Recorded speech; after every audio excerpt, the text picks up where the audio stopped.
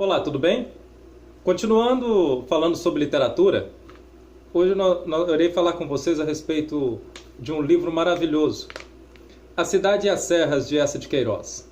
Esse poeta português que se encontra no panteão da literatura portuguesa, assim como Camões, Bocage e grandes outros nomes como Fernando Pessoa, José Saramago e muitos outros nomes da literatura portuguesa, ele se encontra no pedestal também de ouro.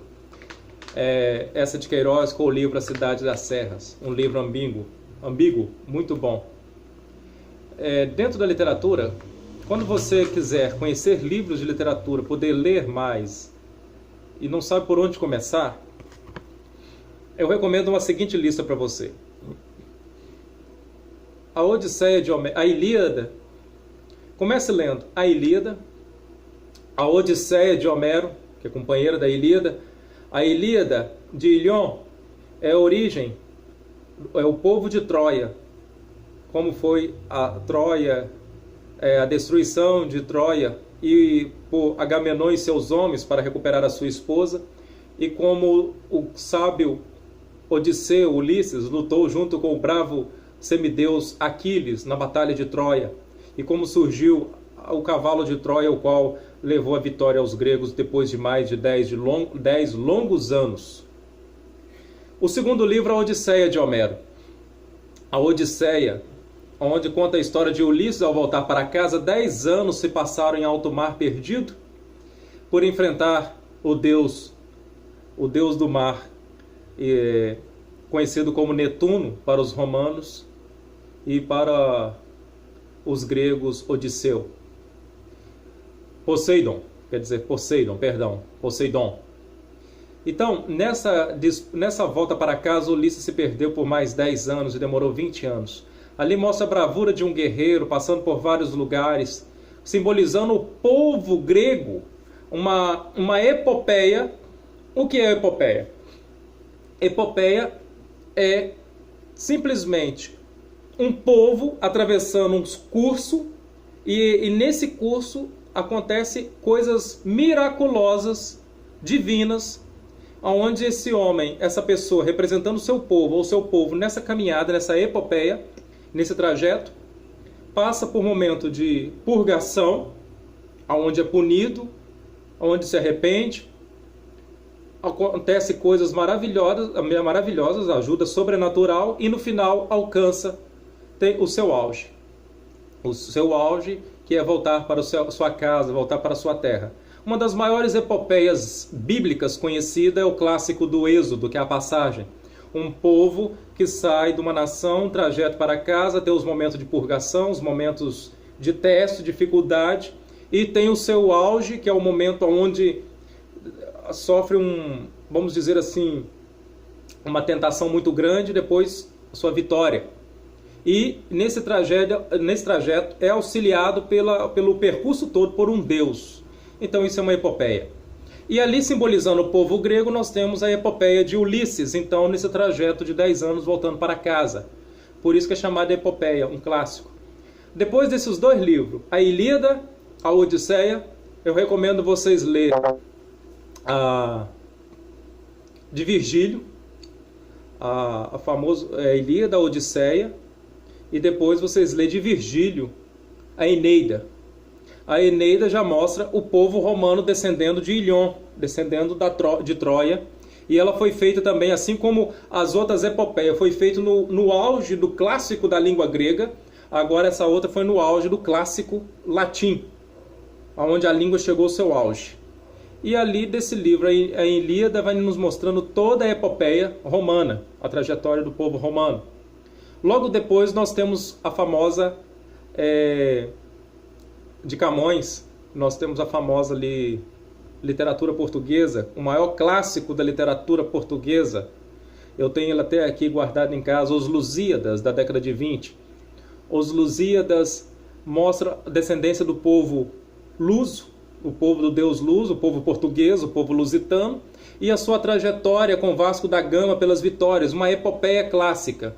Então nós temos aí um grande nome da literatura, dando origem à literatura portuguesa, e foi feita no auge da língua portuguesa. A língua ali tem uma gramática fantástica. Eu falo com o pessoal, aonde a língua portuguesa, toda vez que vai no Luzira, toma cacete, toma couro, é ali. A língua portuguesa ali, temos ali a melhor gramática, feita no português áureo da língua portuguesa, no máximo do português. Camões não se tem registro, estudou em nenhuma universidade, não se estudou em Portugal, nem se tem registro onde nasceu, se é em Coimbra ou se é em Lisboa. Mas a única coisa que sabemos dele é o seguinte: não deve nada à língua portuguesa, pelo contrário, é a língua portuguesa que deve para ele, porque através dele ele mostrou para nós até a que ponto, até o limite e aonde pode ir a língua portuguesa no máximo da sua perfeição literária. Então, não deve nada à língua portuguesa, mas pelo contrário, a língua deve muito a ele. E por meio dele, todos vieram seguindo o mesmo padrão de excelência para chegar até ele. Então, você lendo a Ilíada, a Odisseia, a Eneida de Virgílio, a Odisseia, né? Os Lusíadas de Camões. Aí, logo depois, você lendo Shakespeare, considerado o homem que inventou o ser humano. Todas as facetas do comportamento humano estão dentro de Shakespeare. Você lendo Shakespeare, você leu e Machado de Assis aqui no Brasil, praticamente você leu toda a literatura universal. Tem um outro livro também, um célebre livro que não pode ficar fora dessa lista. Assim como os grandes livros foram citados aqui agora, é o famoso e engenhoso fidalgo Dom Quixote de la Mancha, o maior marco da literatura espanhola. Um livro fantástico de história de cavalaresca, onde um personagem faz uma paródia às histórias de cavalaria. Tudo o contrário de um cavaleiro ele é.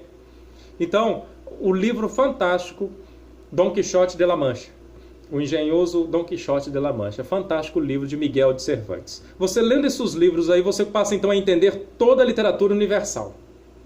Dentro desses livros, temos A Cidade e as Serras de Eça de Queiroz, onde um livro ambíguo, Jacinto, primo de Zé Fernandes. Zé Fernandes vem da roça para passar uns dias na França com seu amigo, onde seu amigo mostra toda a tecnologia, tudo que há. E nesse livro há uma ironia socrática. Para os filósofos amantes da filosofia, ali um socratismo. Sócrates tinha um lado irônico. Se eu estivesse segurando esse livro perto de Sócrates, ele viria como se estivesse interessado em aprender, mas ele ia inculcando perguntas e dúvidas. No final ele acabaria até me deixando com dúvida se realmente estou segurando um livro ou não.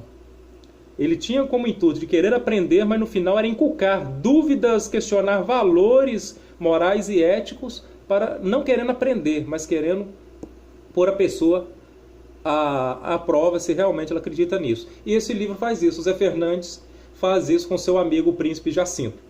E um livro ambíguo, porque onde Jacinto acha que a felicidade está na cidade, ao ele retornar para a sua quinta de Tormes, em Portugal, ele vê que lá tinha muitas pessoas simples, humildes, mas ajudando o próximo e sentindo ali na natureza, que ele começa a sentir o verdadeiro valor e a felicidade. Enquanto seu mordomo, enquanto ele vai se crescendo no campo e se tornando mais feliz, o seu mordomo vai entristecendo, porque ele era feliz na cidade. Jacinto vê que tudo aquilo que ele achava que era felicidade era superficial e vai achar a verdadeira felicidade no campo. Então é um livro onde Zé Fernandes é um crítico, parecendo um homem simples, rude, mas é um crítico das grandes cidades e do grande progresso. E leva seu amigo a questionar-se se realmente a felicidade está na tecnologia e na cidade. E o leva para o campo onde ele encontra a verdadeira felicidade. É um livro também que, dentro da ironia é o ato de você dizer uma coisa e ao mesmo tempo não dizer. Essa é a definição mais clara de ironia.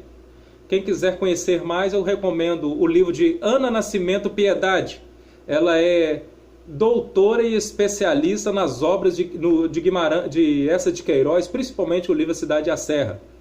Ela tem um livro que ela lançou chamado Ironia e Socratismo, do livro A Cidade e a Serra de Eça de Queiroz. Baseado nesse livro, alguns anos atrás, eu estava ainda fazendo faculdade e ainda correspondendo com ela por e-mails da Universidade Aberta de Portugal, eu cheguei a trocar com ela ideias, ao qual eu fiz um artigo onde eu abordo a visão comunista no livro A Cidade e a Serra de Eça de Queiroz. Aqui fala usando o pré-socrático, que ironia é o ato de dizer uma coisa e não dizer, você acha também o comunismo. Quando Jacinto fala com Zé Fernandes, Jacinto questiona ele, que a pobreza, não imaginava. Ele fala, aonde há proletariado sempre haverá pobreza. Aí a tia de Jacinto fala assim com Zé Fernandes, poxa, Zé Fernandes está bom, ele está ajudando as pessoas, tudo. Aí ele fala, isso é comunismo. Comunismo? É. Ué, se comunismo for ajudar os outros, for bom para pobre e tudo, eu quero ser comunista. Então eu sou comunista. Então eu admiro o comunismo. Então deixa uma pega para poder pôr uma ideologia filosófica. Então essa de Queiroz também, ele era questionador sobre a cidade, sobre a tecnologia e o progresso. Então esse livro, você lendo, principalmente os amantes de filosofia, os que gostam de questionar, vai se sentir maravilhado, vai aprender muito com Zé Fernandes, que apesar de ser rude, ao chegar na cidade, Jacinto começa a mostrar todo o progresso para ele, falar isso que é felicidade, vai vendo que o seu personagem Jacinto vai atrofiando na cidade, vai entristecendo, mas vai encontrar a verdadeira felicidade no campo. É um livro que trabalha a ironia do começo ao fim. Isso é legal. Então lembre-se disso, ironia é o ato de dizer uma coisa e ao mesmo tempo não dizer. É um livro cheio de ambiguidades, onde coloca campo, cidade, qualidades do campo, qualidades da cidade, os defeitos da cidade, os defeitos do campo, colocam tudo questionado diante de você no livro. Então vale a pena você ler este livro, que foi publicado logo após a morte de Eça de Queiroz, né? Você vai aprender muito. Então, A Cidade e as Serras. Então, um forte abraço a você, boa leitura, e comece por esses livros que eu te citei. Qualquer coisa, deixa um comentário para nós, tá bom? Um forte abraço.